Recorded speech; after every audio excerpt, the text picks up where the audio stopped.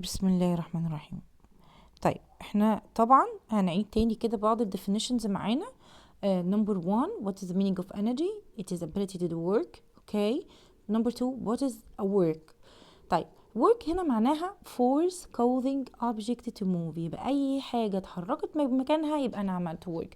طب ما اتحركتش يبقى ما فيش work اصلا. واحنا هناخد هنا بعد كلمة الورك هناخد عندنا ايه؟ عندنا equation للwork. work is W is equal to F multiply D. طيب مين ال F ومين ال D؟ F is a force، D is a distance. تمام؟ يعني ايه distance؟ يعني المسافة، والفورس معناها القوة. يعني ايه؟ يعني عملت قوة قدرها مثلا 50 نيوتن علشان تزق الايه السفرة او الترابيزة بتاعتها دي مثلا مسافة 10 متر.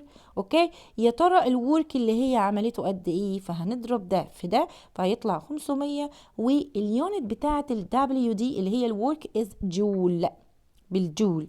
تمام. طيب حلو قوي، احنا كده خلصنا الايه الجزئيه دي. طيب بعد كده بيقول لنا ايه؟ بعد كده بيقول لنا عندي تو تايبس من الانرجي لحد دلوقتي. طيب منها اسمها potential energy والتانية اسمها kinetic energy. البوتنشال energy دي energy جايه من البوزيشن، اي حاجه قاعده في مكانها عندها potential energy. طب والكاينيتيك؟ كاينيتيك دي جايه من الموشن، اي حاجه بتتحرك عندها موشن energy. طيب قبل ما انتقل من الجزئيه دي هتكلم عن الكاينيتيك انرجي. دي ليها كام نوع؟ ليها 3 انواع. والبوتنشال انرجي دي ليها كام نوع؟ ليها نوعين. كاينيتيك انرجي دي ممكن تكون ساوند انرجي، طاقه الصوت. طيب انا ازاي صوتي بيوصل لك يا امل؟ ما هو بيتحرك، يبقى كاينيتيك انرجي. نمبر 2 ثيرمال انرجي، طاقه حراريه. مالها الثيرمال انرجي دي؟ انا دلوقتي خلاص قاعده وفتحت الدفايه. طيب الدفايه بعيده عني، وصلت لي ازاي؟ معناها انه الثيرمال انرجي دي اتحركت وجت لحد عندي. طيب تمام. اوكي. طيب في انرجي كمان من الكاينيتيك انرجي اسمها ايه؟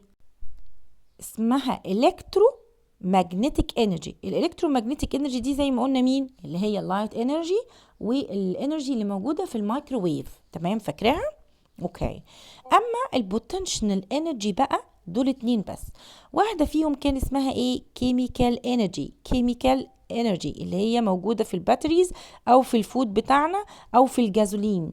تمام، 3 حاجات، يا الاكل بتاعنا يا البطاريات بتاعه الريموت كنترول يا الجازولين.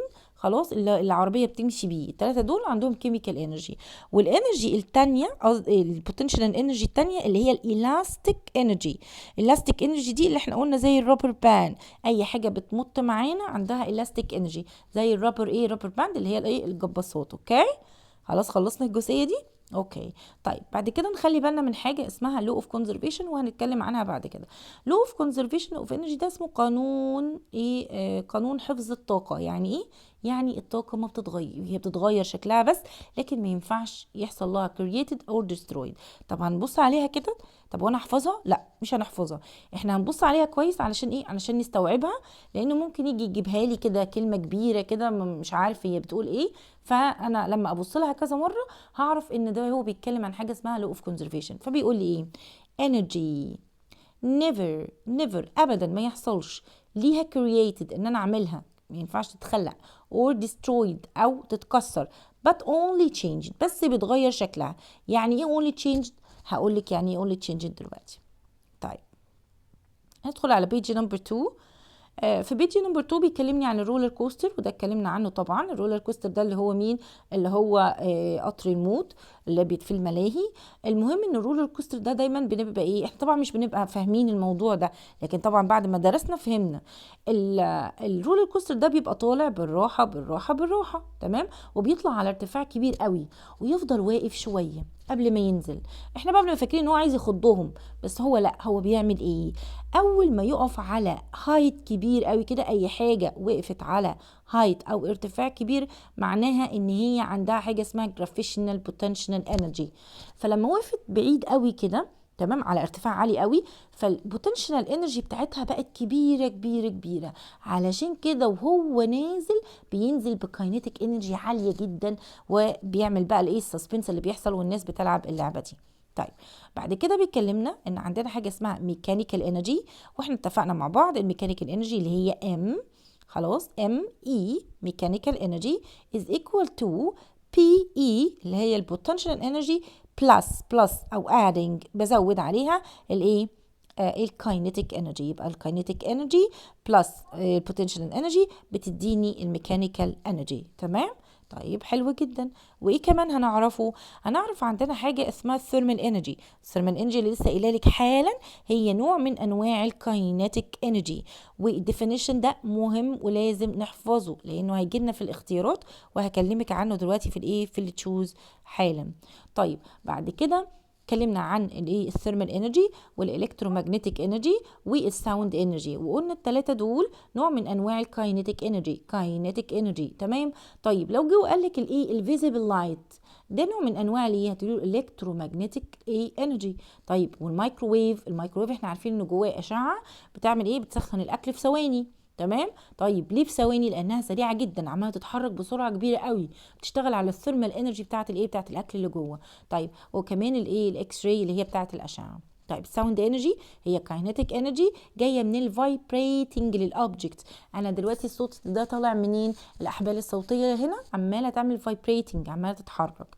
طيب طبعا احنا الصوره دي قلنا مهمه وحفظناها ايه وحفظنا كل يوم منها جزء. نمبر 1 عندك الايه الانرجي ترانسفورميشن عمال يتغير شكلها. عندك الايه الكتريكال انرجي لما بحط فيشه التلفزيون الالكتريكال انرجي بتتحول لساوند اند لايت انرجي. طيب الاكل بتاعي خلاص الاكل بتاعي ماله؟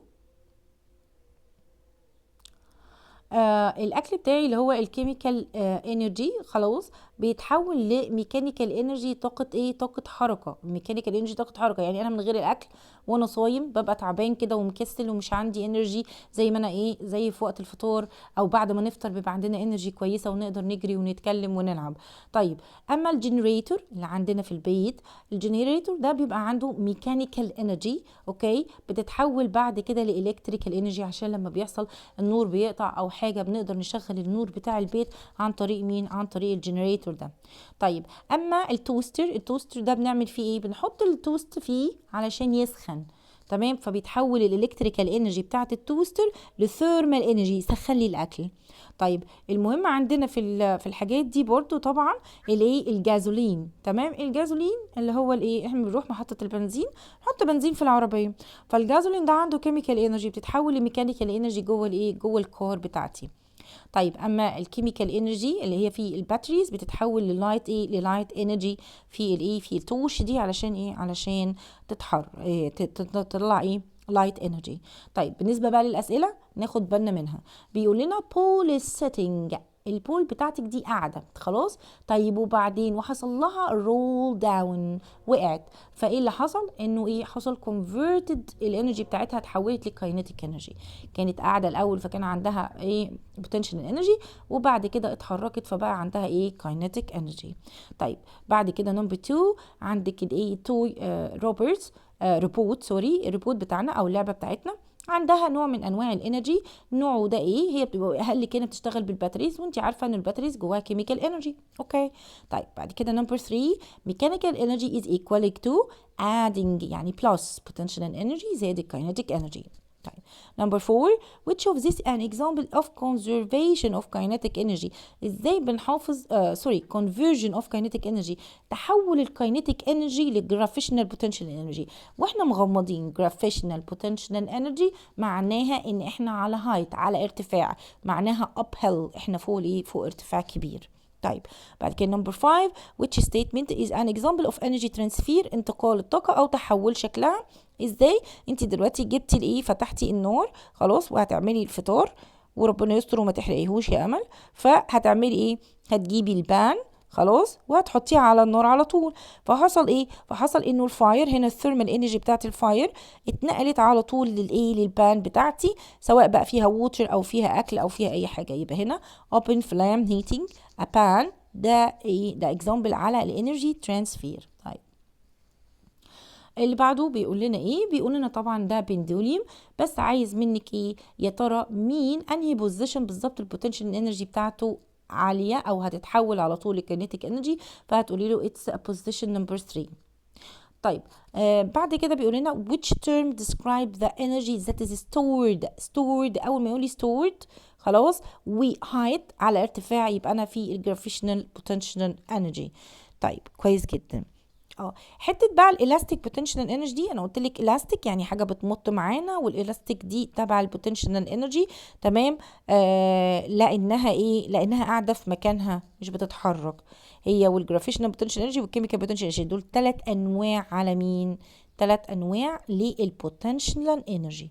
يبقى 3 انواع بوتنشال انرجي هي الجرافيشنال بوتنشال انرجي وانت واقفه على ارتفاع عالي، او الكيميكال بوتنشال انرجي اللي جوه الاكل او جوه البطاريات او جوه الجازولين، والالاستيك بوتنشال انرجي اللي جوه الايه؟ اللي جوه الالاستيك باند او الجباصات. اوكي طيب بعد كده طبعا هنا بيشرح شوية كلام احنا خلاص اتكلمنا عنهم، وهنا برضو نفس الكلام. ندخل بقى على الاكزامبلز على طول. في الاكزامبلز بيقول لنا ايه؟ which of these has kinetic energy. طبعا السؤال ده جايب لك ايه؟ جايب لك عايز يعرف مين عنده كاينيتيك انرجي، فهقرا كده الايه الاجابات. فبيقول لك ايه؟ حد البوك سيتنج على الشلف، قاعد على الرف. طب اي حاجه قاعده ما عندهاش كاينيتيك انرجي، عندها بوتنشال انرجي، يبقى انا بدور على حاجه عندها كاينيتيك انرجي. ابص الاقي تشايلد كيكينج بول، بيلعب بالكوره، فده بيتحرك، فده اللي عنده كاينيتيك انرجي. اوكي طيب الاكزامبل اللي بعده جايب لك كل دول ايه؟ فيكلز بتتحرك، بس عايز يعرف مين اكبر واحده عندها ايه؟ عندها كاينيتيك انرجي.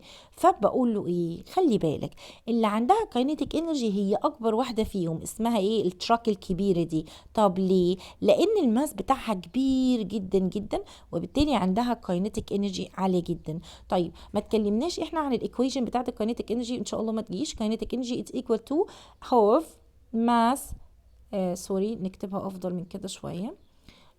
تاني kinetic energy is equal to half mv square. m هنا معناها mass، والv هنا square معناها اللي هي السبيد. اوكي دي سبيد، تمام، السرعة. فعلشان كده انا اخترت دي لان الماس بتاعتها اكبر. طيب ايه كمان؟ بيقولك في السؤال ده which of these has a most kinetic energy. مين في دول بيتحرك اكتر؟ فاول حاجه طبعا من كلمه اكتر كده، فانا هبص الاقي هنا 50 جرام وهنا 50 كيلو جرام. بس هنا الموضوع الفرق في ايه؟ في ان دول سويمنج عمالين يتحركوا جوه التانك، لكن دول سسبندد واقفين كده في مكانهم مش بيتحركوا. يبقى طبعا اي حاجه بتتحرك هي اللي عندها الايه؟ لارج كاينيتيك انرجيز. اوكي في الصوره دي طبعا اكبر بوينت عندها بوتنشال انرجي جرافيشنال بوتنشال انرجي، يبقى اعلى نقطه فيهم اللي هي بوينت نمبر اكس. اوكي بعد كده which change would increase the kinetic energy of moving object. ايه اللي هيزود الكاينيتيك انرجي بتاعه الموفينج اوبجكت؟ طبعا هي دي ان انا اعمل doubling للسبيد اوف اوبجكت. ليه؟ لانه تاني kinetic energy is equal to نص ام في سكوير، فاكتر حاجه هتاثر عليها هي الايه؟ هي السبيد. طيب بعد كده كل ده برضو ايه؟ احنا اتكلمنا عنه خلاص. اوكي هنتكلم على الاكتيفيتيز بتاعتنا. which of these elastic potential energy. اتفقنا ان هي مين؟ اي rubber band بيحصل لها stretching فهي عندها elastic potential energy. بعد كده بيقول لك ايه؟ بيقول لك ان انا معايا 2 من الايه؟ من الماجنتس، المفروض انه يبقى في مسافه. انا حتى لو انت بتلعبي بيهم عادي، لو حطيتيهم بعيد عن بعض مش هتلاقي اي رياكشن، لو قربتيهم شويه هتلاقي رياكشن. فبيقول لك ايه المفروض الليميت بتاعي ايه بالظبط؟ فبيقول لك ان هي 5 ايه سنتيمتر. بعد كده كل ده عمال يكبر يكبر يكبر، فمش هتلاقي رياكشن قوي الا عند ال 5 ايه 5 سنتيمتر. اوكي بعد كده بيقول لنا طبعا ايه؟ عندك سيل فون، والسيل فون ده ايه؟ ووتر بروف يعني خلاص مش بتاثر بالميه، فهتقولي ان بيحصل ليك للايه؟ للووتر من على السيلفون. طيب تاني سؤال زي ما قلت لك اهو، مين كيميكال بوتنشال انرجي في كل دول؟ فهتقولي له هي الجازولين جوه الجاز تانك. اوكي هنا عندنا الايه، بيقول لنا انه في عربيه مثلا ماشيه، اهم حاجه ان هي طالما ماشيه، طالما بتتحرك خلاص، يبقى هنا عندها ايه، عندها kinetic energy. طيب في السؤال نمبر 6 بيقولك ايه، دي رولر كوستر برضو ماشي من الاكس للواي، فبيقولك مين في البوينتس دي، الاكس ولا الواي اللي عندها هاي بوتنشال انرجي. طبعا انت عارفه خلاص ان هي طالما فوق يبقى عندها هاي بوتنشال انرجي، اول ما تنزل هيبقى عندها ايه، كاينيتيك انرجي.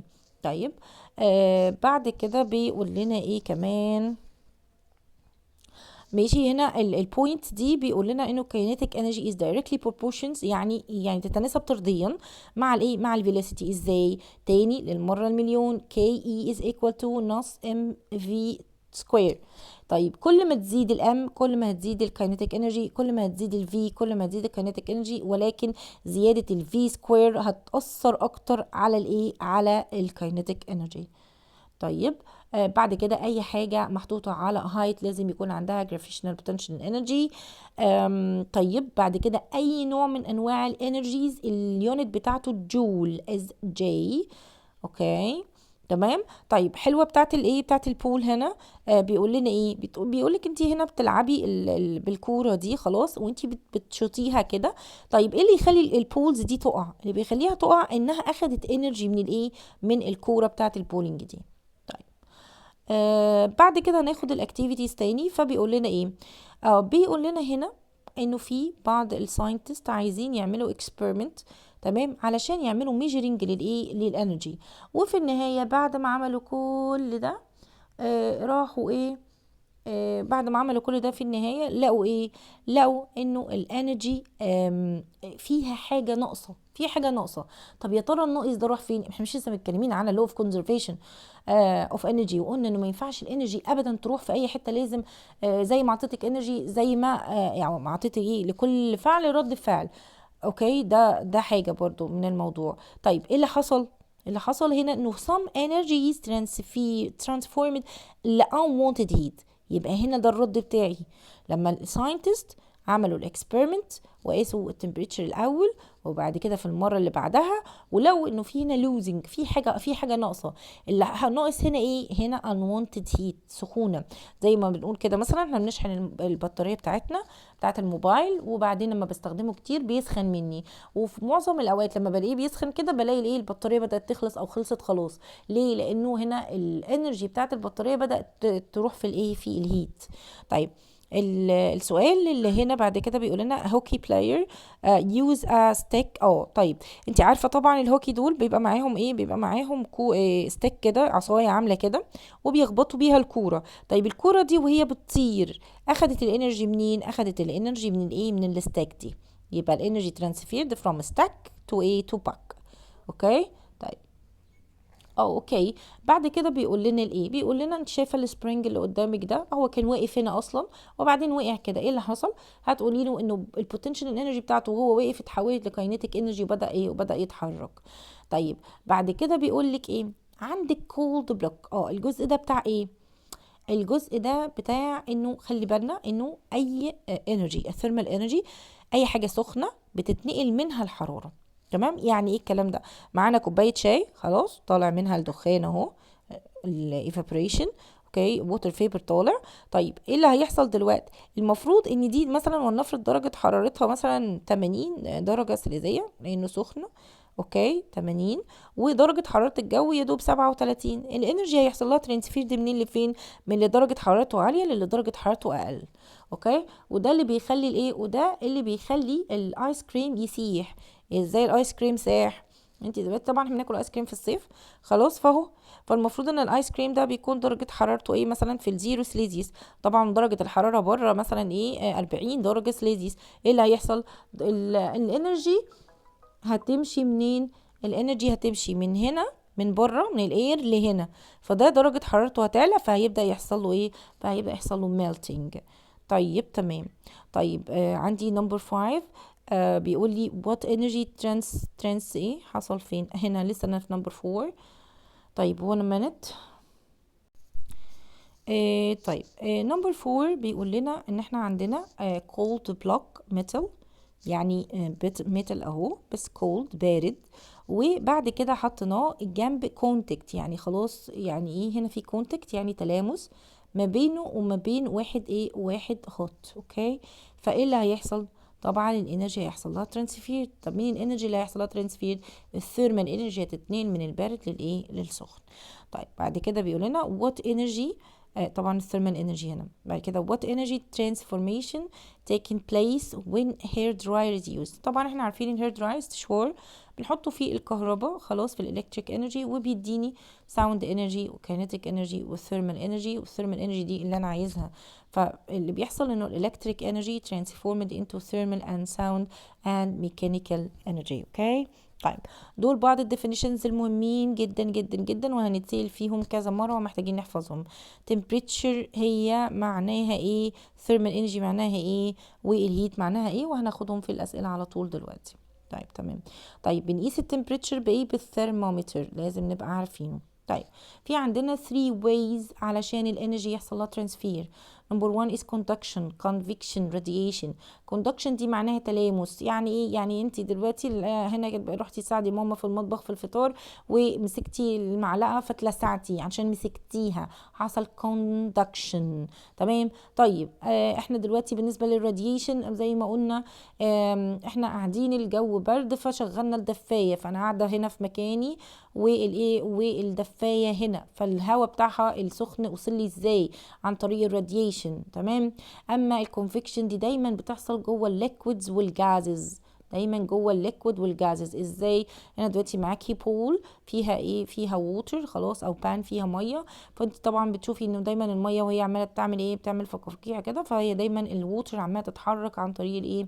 عن طريق الكونفكشن. الانرجي بتتنقل عن طريق الكونفكشن. تمام. طيب عايزه هنا الاسئله، عايزين نحفظ بقى مع بعض. لما يقول لي average kinetic energy is a temperature، انما لما يقول لي total kinetic energy is a thermal energy. طيب lizard sit on a hot rock، قعدت عليها، يبقى حصل conduction تلامس. بعد كده هنا بيقول لنا ايه؟ معانا بوتيتو، البوتيتو درجة حرارتها 80 درجة سيليزية، حطيناها في سوب على درجة حرارتها 40 ودرجة الحرارة بره 20، الجو تلج جدا. طيب هنا البوتيتو هي اللي سخنة جدا، فهي هتعمل لوزنج، هتدي الانرجي للسوب. تمام. وبعدين السوب هتدي الانرجي للايه؟ للاير. حصل بقى الايه؟ الانرجي ترانسفير فروم بوتيتو تو سوب، وبعد كده للايه؟ للروم تمبريتشر. اوكي. النمبر 5 هنا بيقول لنا ايه؟ ان احنا معانا يعني هنا في بعض الايه؟ ان بعض الشباب عايزين يعملوا بعض الاكسبيرمنتس، فبيقول لنا ان ستودنتس معانا عايزين يرفعوا، جابوا هنا ايه؟ ادي كده ووتر، اوكي 200 جرام من الووتر، عايزين يرفعوا درجه حرارتهم من 25 ل 50 درجه سيليزيه باستخدام ايرون ميتال. طب الايرون ميتال ده عايزين يسخنوه علشان هيحطوه في الميه ويرفعوا درجه حرارتها. طب هو بيسألك بيقول لك ايه البروبابيلتيز اللي لازم الولاد دول يعرفوها عن الايرون قبل ما يبداوا الاكسبيرمنت بتاعتهم؟ لازم يعرفوا التمبريتشر والماس بتاعتهم عامله ازاي. اوكي. طيب بعد كده السؤال اللي بعده هنا بيكلمني بيقول لي ايه؟ طيب ادي ماثيو ومي بيعملوا اكسبيرمنت، وبداوا يشوفوا الليك هنا معناها ايه؟ معناها بحيره الميه، بداوا يقيسوا كل شويه درجه حرارتها في طول النهار. فبيقول لك انه الساعه 9 كانت درجه حراره 12، الساعه 11 كانت درجه الحراره 14، الساعه 3 كانت 16، والساعه 5 كانت 13. يا ترى مين فيهم اعلى درجة تمبريتشر؟ طبعا هبص كده الاقيها كانت الساعة 3، لانها كانت 16 درجة سيليزية، والاجابة 3. طيب بعد كده بيقول لنا معاكي 4 objects، هما اللي هيقولك الاربعة دول، عايز اعرف مين فيهم عندها total thermal energy اعلى، مين عندها اعلى ثيرمال انرجي. فبيقول لك جبتي النيل صغنون قد كده درجه حرارته 100، وجبتي سبون اهي ادي السبون المعلقه بتاعتنا درجه حرارتها 25، وجبتي فراي البان بتاعتك اللي اهي ودي درجة حرارتها ايه 50، وبيبر كليب اللي هو الصغنون قوي ده اللي بنعمل بيه الورق وده ايه درجة حرارته 150. فبيقول لك انه الفراين بان هي اللي عندها الثيرمال انرجي اكتر، لان هي عندها ايه فوليوم وماس اكبر، والانرجيز والبارتيكلز جواها بتتحرك اسرع. تمام. طيب بعد كده الحمد لله هنتكلم على اخر حاجات معانا. طبعا مين الجهاز ده عامل زي ما يكون سخان بالظبط. هو عباره اسمه ايه؟ اسمه سولار ووتر هيتر. تمام. بيسخن الميه عن طريق السولار انرجيز، بياخد السولار انرجي ازاي، بياخدها ويعمل لها ابزورب وبعد كده يحولها لايه، لثيرمال انرجي تسخن الميه. اوكي. طيب هنا بيقول لنا ايه، احنا عندنا اي بروبلم وعايزين نعمل لها حل، خلاص عايزين نعمل نعمل سولف للديزاين بروبلم. انا المفروض بيقول لك ايه، مين الستيب اللي انت مش محتاجاها. خلاص، فانا طبعا لما بقعد بيبقى عندي مشكله، اول حاجه لازم احدد المشكله، ولازم اعمل برين ستورمنج للسولوشن، لازم ادور على حلول، ولازم اعمل تيستنج للحلول بتاعتي، ولازم بعد كده اعمل ايفالويت للحلول اللي انا حطيتها. الحاجه الوحيده اللي انا مش محتاجها هنا ان انا اعمل الفابيتنج اند نمبرنج للسولوشن، دي حاجه يعني ايه تكتيكي عاديه، يعني مش محتاجها قوي. طيب بعد كده بيقولك which of these energy transfer occur in a solar panel. طيب السولار بانل دي عباره عن ايه، اسمها الواح الشمسيه. الالواح الشمسيه دي بتعمل ايه، برضو بتكون موجوده فوق البيوت، بتعمل ابزورب للايه، للانرجي بتاعه الصن، وبعد كده بتعمل ايه، وبتديني تحولها الى الكتريكال انرجي. فانا هختار absorbed by panel. absorbed by panel. electromagnetic energy is transferred to the panel when a light wave from the sun are absorbed. دي اهم حاجه، absorbed by panel. طيب الاكسبيرمنت اللي بعدها بيقول لنا ان احنا عندنا students عايزين يعملوا insulated. طيب احنا طبعا بنشوف الايه، الكابس اللي هي بتبقى عازله للحراره، لما بيكون عندي مثلا حاجه البوتل بتاعتي حاطط جواها ميه ساقعه مش عايزها تسخن، تمام. فبيقول لك ان الولاد عايزين يعملوا نفس الانسيوليتور. طب ياخدوا بالهم من ايه، ياخدوا بالهم طبعا انت عايزه هنا الحاجه جوه ساقعه، خلاص، ولنفرض مثلا درجه حرارتها 0 او 1 مثلا سليزيوس او 2 سليزيوس، تمام. درجه حراره قليله قوي لانها حاجه ساقعه، وبره درجه الحراره 40، فانت لازم تاخدي بالك من ايه علشان ما يحصلش انرجي ترانسفير ويسخن لك الحاجه جوه. لازم تاخدي بالك ان انه الانرجي ما تتحركش من الروم تمبريتشر وتروح على التوب اوف كاب. طب ليه التوب، ليه التوب؟ لان التوب ده هو المكان الوحيد اللي مفتوح، لكن كل ده حصل له ايه، كل ده معزول insulated. اوكي تمام. يبقى احنا هنختار دي، وهي دي ادق اختيار. طيب بعد كده بيقول لنا نمبر 4 a scientist. اوكي عندنا هنا scientist place a block of hot metals. جابوا hot metal وحطوها جوه جار فيها cold water. اوكي جابوا ايه، hot metal جوه ايه، جوه ميه بارده. طيب يا ترى الانرجي هيحصل لها ترانسفير ازاي؟ طبعا الثيرمال انرجي بتاعت الهوت ميتال، تمام، هتروح فين، هتتنقل من، طبعا احنا قلنا من السخن للبارد، فالميتال ده هو اللي سخن فهيروح للميه، فهختار ايه، الثيرمال انرجي بتاعه الووتر هتعلى بنفس بالظبط بالسيم اماونت اللي الثيرمال انرجي بتاعت مين، بتاعت الميتال ديكريز. او برضو انه الانرجي من هنا من الايه، من الميتال هتتنقل للووتر، وبالتالي الووتر هتسخن. فهو قصده كده الثيرمال انرجي بتاعت الووتر هتزيد، يعني الميه هتسخن بنفس الكميه اللي ليه، اللي الميتال فيها بارد، لانه ايه، عمل لوزنج للانرجي بتاعته. طيب بعد كده هنا بعد كده بيقول لنا ان engineer wanted to design. اوكي هنا عندنا انجينير عايز يعمل جاكيت، والجاكيت ده عايزه يكون ايه، يكون ما يحسسكيش بالبرد، يعني بافضل طريقه يعني. فبنقول ان احنا هنعمل ايه، هنعمل مينيمايز للثيرمال انرجي ترانسفير، هيقلل الانرجي ترانسفير مني انا اللي بره لانه الجو بره برد. وبعد كده لازم يكون لايت كلوث، لايت ويت. ليه؟ لانه احنا لما بنيجي نختار اي كوت لازم يكون خفيف شويه علشان نقدر ايه، نقدر نتحرك بيه، لكن هو لو تقيل هنعمل بيه ايه، مش هيبقى ليه اي فايده. اوكي طيب ان شاء الله هنكمل بقى بعد كده. بيقول لنا to create a device، عايزين نعمل device عشان نعمل maximize للثيرمال انرجي ترانسفير. عايز انقل الانرجي ترانسفير باقصى سرعه، فطبعا الكوندكتور دي او الكوندكشن دي اسهل حاجه، اللي هو افتكريها دايما ان لو جبنا مسكنا المعلقه او ماما بتعمل الاكل، المعلقه اول ما همسكها خلاص انا اتلسعت ازاي، لان الانرجي جات لي بسرعه جدا، تمام. دي الماكسمايز للثيرمال انرجي. بعد كده هنا بيقول لنا طبعا ايه، شيف عايز ايه، عايز عنده بان، طبعا بيدخلها الفرن ويخرجها من الفرن وحاجات كتير كده. فانا عندي مشكله في الايد بتاعه الايه، بتاعه البان دي. فهنا بيقول لي ايه، فبيقول لي الستيت المشكله، يعني قولي لي مين هي احسن كلمة او احسن جملة بتوضح المشكلة بتاعته. فهنقول له ان المشكلة بتاعت الشيف ده انه هو ايه، انه البان بتاعته designed that have handles that will not damage it by high temperature.